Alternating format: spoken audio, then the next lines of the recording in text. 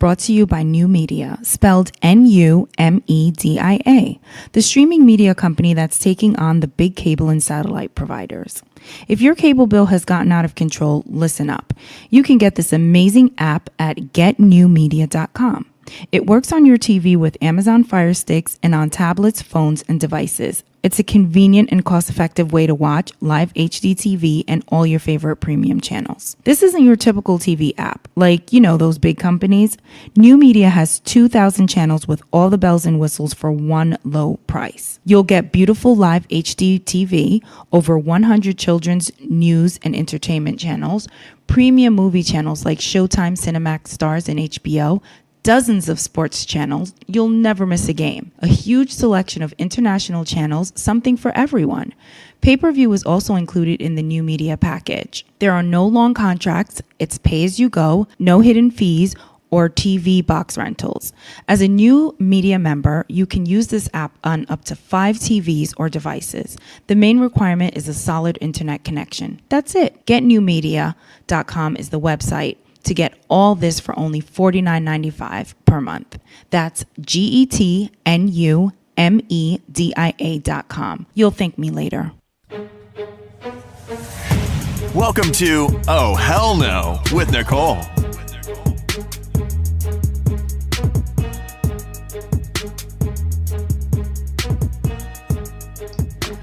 Hey everyone, welcome to another episode of the Oh Hell No podcast.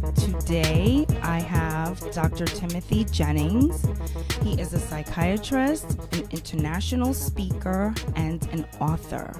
Thank you for being with me, Dr. Jennings. Thanks for having me. Yes, I'm so excited to talk to you. So the first question I have for you is, when did you decide that you wanted to become a psychiatrist? Yeah, that's a great question. When I started med school, I was actually planning on being a cardiologist. So it was in my third year of med school when I went through my various clinical rotations. I found psychiatry very fascinating, the brain and the mind. And then in my fourth year, I did an elective in psychiatry, and that's what sold me on it. So. Wow, that's amazing. Jeez. So you were always going to be a doctor, but then you just switched it up. Well, I actually got an undergraduate degree in nursing and got experience in the medical field that way before I went to med school. Oh, okay. Nice. I always wonder how doctors end up following that path, because I feel like it's such an amazing skill, like just to be a doctor. I feel like it's definitely a calling. So that's pretty cool that you wanted to do one thing and then you switched it over. So what is the most fulfilling part of your day as a psychiatrist? The reward of seeing patients who have been struggling with some problem, whether it was a physical problem or a psychological relationship one, and bringing an intervention that results in their healing and restoration to wellness, seeing the joy and the happiness and their high functioning again. That's really the highlight of the day. Nice. What do you least look forward to with regard to dealing with insurance companies? Oh my God. Yes, I'm sure. Oh my goodness. So how did you realize that helping people in this way was what you were supposed to be doing with your life? I always wanted to be a doctor, and I think being in the mental health field really didn't come to me till later. And I became very fascinated with the mind and how the mind works, and then with the neuroscience and how we've just had so much explosion of understanding in brain and brain function that it really just resonated with me that's where the great untold future is understanding, mapping the brain and the interface between our thinking processes and our brain function. Yeah. So you wrote a book called The Aging Brain, Proven Steps to Prevent Dementia and Sharpen Your Mind. What led you to write this book? Well, a combination of seeing a lot of patients who sadly went through, and families who were dealing with the issue of dementia and the strain and the pain, both in the loved one going through it and then with the pressure and strain on the families dealing with it. And then my own mother-in-law developed Alzheimer's disease and dementia, and that put my wife at a higher risk. And so I became extremely invested in researching and finding underlying causes and contributing factors to this late onset Alzheimer's dementia, and developing and looking for the research and evidence of what one can do to actually prevent it, even if you have a family history of it. And that's what this book is all about. Yeah, that is really interesting to me because recently my dad was diagnosed with Alzheimer's and it just came out of nowhere. So me and my sister are like freaking out, like, oh my God, does this mean that we're going to get this too? So I wanted to ask you, based on your studies, is this something that is triggered by environment, stress? Does it have anything to do with what we eat? Or is it strictly something that's just hereditary? That's a great question, and we're talking now the late onset Alzheimer's disease, dementia. Now, dementia is a syndrome of symptoms where you have loss of memory plus a additional cognitive function like loss of language abilities or loss of ability to organize and plan. So if you have a memory plus one of the other cognitive domain losses, that's dementia.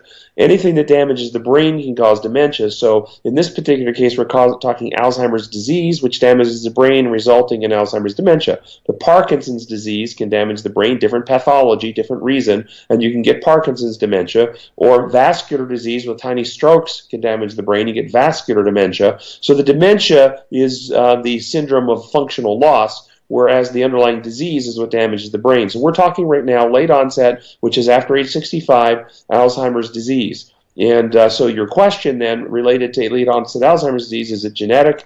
Is it environmental? Is it lifestyle? The data shows that there are certain genes that increase your risk.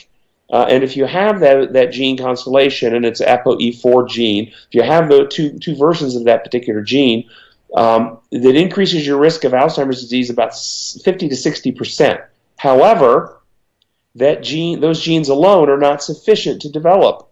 One study at a University of Washington found that people with those particular genes did not progress to Alzheimer's dementia if they had a history of exercise. So one modifiable factor, regular exercise, prevented the genetic vulnerability from actually manifesting in that population. And so it really is a combination of genetics plus environment, and environment is probably playing a bigger role with lifestyle factors that increase chronically over the course of time inflammation in our body, which drives insulin resistance, and this results in a cascade of destructive factors in the brain that eventually leads to Alzheimer's dementia. Wow, that is fascinating. My gosh, so if you work out, that could help, that could be helpful. So in your book, you explain some of the proven steps to prevent dementia and sharpen your mind. Can you share some of the examples with us? Yeah, there's lots of things that actually show to reduce risk and are preventative. The big categories, exercise is a big category, and in the book we delve down into the things that are actually beneficial with exercise and not. But generally, exercise, because exercise produces anti-inflammatory cytokines that reduce inflammation in your body, makes insulin receptors more sensitive, so it reduces insulin resistance. It turns on proteins in our brain that cause our brain to make new neurons and sprout new connections. So exercise is a really important key component.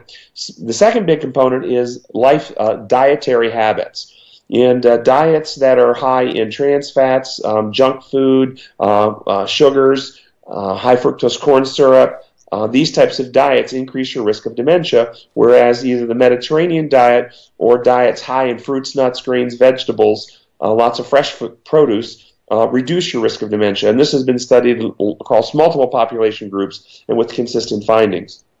So those are two big ones, diet and exercise.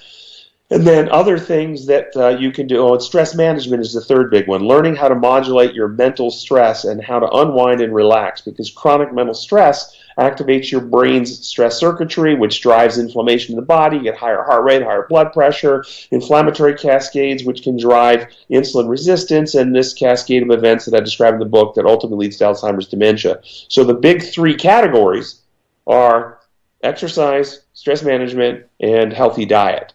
And then other things you can do in addition that are associated because of the pathways of inflammation, regular dental checkups, keeping your teeth healthy, brushing, flossing. People who have more dental problems have more risk of dementia. And the reason for that is because with dental problems, you get more oral infections, and infections can lead to inflammation. Inflammation drives the train that seems to be causing that cascade of events that cause Alzheimer's dementia. Wow. I'm amazed. That's so crazy. I can't believe that. The dental part, like. There's lots of very simple things like this that really increase risk. Another one's sleep. And the brain is about 2 to 3% of your body weight, but it uses 20% of your body's energy. That means the brain is highly metabolic, burning up a lot of calories, but that leaves behind a lot of byproducts of metabolism or waste products that have to be cleared.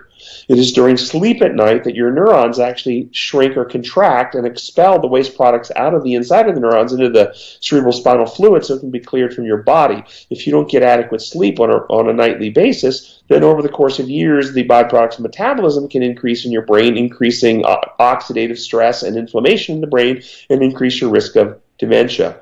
Further, it's during sleep that your memories consolidate. So if anybody's listening to the show and they're trying to remember some things tonight when they sleep, those ideas or memories will be transferred out of the short-term circuits called the hippocampus into the longer cortex for retrieval and long-term memory. Sleep deprivation interferes with that process, as do most of the sleep medicines prescribed or used over the counter to help people sleep. They will chemically alter the memory transfer and interfere with normal sleep architecture. And we explore those issues in the book and what normal sleep looks like. Oh my gosh, I take ZQuil sometimes. So what is a better way to, get to sleep? Because I've been experiencing some insomnia. So what you said, ZQuil, the key word you said was sometimes. Mm-hmm. On an occasion, it's not going to have a long-term effect. It's the habitual use of these things. When I travel and go to Europe or Australia, I will use something to help me cycle over and help me sleep during those times for a few days. That's not going to have any long-term effect. It's the ongoing use more nights than not for many years that'll have. Now, it will have an acute effect if you use certain medicines. I think everybody knows the stories about Ambien and how with one dose you can have do something and not remember it the next day. And so you can have that acute memory problem that night, but it's not going to necessarily increase your risk of dementia using it on just a short-term basis. What do you think about like hemp oil? Do you think it has the same effect like a ZQuil or whatever in terms of long-term usage and effects? The research really is not in. I haven't seen any data on long-term impact of hemp oil on risk of dementia, memory, sleep architecture, or anything like that. So, it's a good question. I think it needs to be researched. Yeah. Okay.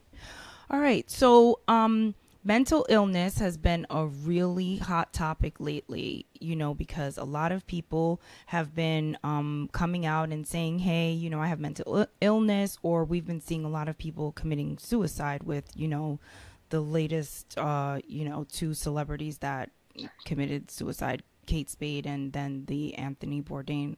So I have a question. In your professional opinion, what is the likelihood that a person who is functioning normally, like me, every day, I don't have any type of mental illness in my family or anything that I know of, what is the chance of something traumatic happening in my life and then me slipping into like some sort of depression or whatever, and then finding myself in a situation where, I can't get out of it?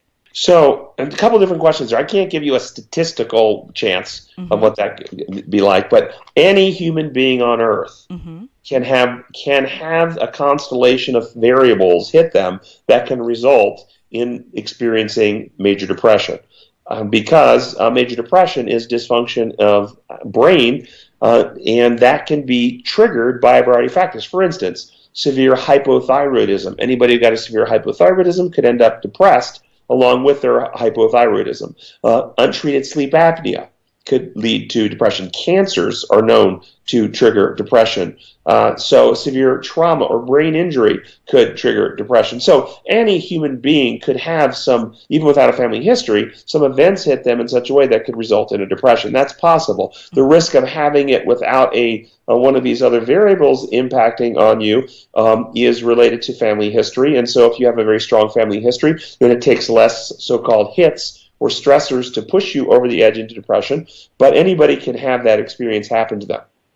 Now, once somebody's depressed, what's the chance that they could end up in a suicidal situation? Suicide is a common symptom of depression, particularly when it's untreated. That's why it's so important to treat. And so you have to ask the questions, well, what would be the barriers to someone with depression getting treated? And so people in families or social networks in which mental health might be stigmatized, which they might be told, well, if you had faith, you won't need to see a doctor, you won't be depressed, or ideas that make obstacles for them, or comorbid conditions like a comorbid alcoholism or drug dependency that interferes with their successful ability to treat the depression. These variables then would increase the risk of some type of a bad outcome. I can tell you generally, for the vast majority of suicidal patients I've seen, suicide is the idea that enters someone's mind when they find themselves in this circumstance. They're in some type of pain, whether it's physical or emotional or relational, psychological pain, some type of pain, and they don't see an escape from it. And suicide then becomes their way to stop hurting, to get out from under the burden, the pain, the stress, the heartache, whatever it might be. And so typically, even patients who are quite significantly suffering in severe depression and or other situations, when they have significant hope and expectation that they can get that condition resolved and return to functioning, many of them will not have the suicidal bug or idea hit them. It's when the hope is lost that they typically will end up seeking suicide as a way to escape the pain. Now, do you know if people who eventually do commit suicide, do you think those people are on medication or not on medication? You know, I haven't seen any stats specifically related to whether they were or were not on meds, those who commit suicide. So I really don't know the answer to that question. Okay. I do know the majority have some type of either a mental health problem like depression or a substance-related problem. The majority do. Whether they're being treated or not, I don't know. Right. Okay. So, you are in the mental health care profession. How do you take care of yourself so that you are able to help others? That's a great question. And one of the principles of any healthcare provider, and this is the first rule of a psychiatric ward, the first rule of a psychiatric ward is staff safety, not patient safety. Staff safety, because if the staff aren't safe, then no patients are safe and no care is given. So no provider can really provide care if they don't maintain their own health and wellness. So it's about setting boundaries, establishing what are the requirements for one's own health. That's nightly sleep. I get 7.5 to 8 hours of sleep every night. Routine exercise, eat a healthy diet, good stress management, healthy spirituality, good family and friends, and not allowing myself to be overworked. Awesome. So tell us what you wake up feeling passionate about every day. I guess I feel passionate about sharing truths with people that can bring healing to their life, whether it's in my office or just in the community, helping people unlock ideas in their mind that are keeping them trapped in unhealthy and dysfunctional ways of coping, and freeing them to live a more vibrant life. Okay. So do you feel like you are living a purpose-driven life? Oh, there's no doubt at all. No doubt. Amazing. With what the Lord has blessed me to be able to do, and the ministries that we've been involved in, the books and so forth. We've seen so many tens of thousands of emails and letters have come to us about how lives have been changed by some of the resources we put out there. Yes, what you're doing is amazing. So this is the Oh Hell No podcast, and Oh Hell No is just along our journey in life. I feel like everyone has these moments where, things don't always go our way, or maybe things happen that are for the positive, and we're just so shocked that we're like, oh hell no, I can't believe this is happening to me. This is great. So I always ask my guests to share an oh hell no moment with us, something that sticks out in your mind, maybe something you've learned something from that you take with you every day, or maybe something that changed your life in a positive way. Wow, I wasn't anticipating that question, and I guess one of the ways that I move through life is after I've had moments like that, I don't dwell on them. I resolve them, I address them, I learn from them, and I move forward. And I don't tend to look back and stay stuck on those painful moments once I've mastered them and overcome them. So I just don't dwell on that kind of negative thoughts. So you don't have any oh hell no moments. Oh, I didn't say that. I said I really don't. I would have to sit here and try to dig up some because I really don't keep those at my fingertips. Wow. Not even a positive moment, something that was so great that you couldn't even believe that it happened? Oh, well, that was when I met my wife, of course. Wow. No, yeah, that's a positive, but that wasn't a no moment. That was an oh hell yes moment. So I love it. Okay, that's great. So tell us where we can find your book and how we can keep up with everything that you're doing. So my book can be found at any bookseller, Amazon, Barnes & Noble. Any bookseller will have the book. It's actually would be a pre-order today. It's going to be available for shipment and delivery next Tuesday, June 19th. Then I have a ministry, and people can check out the ministry webpage at comeandreason.com, where we have a lot of free audio lectures on a wide variety of topics. That's comeandreason.com. Great. Thank you so much.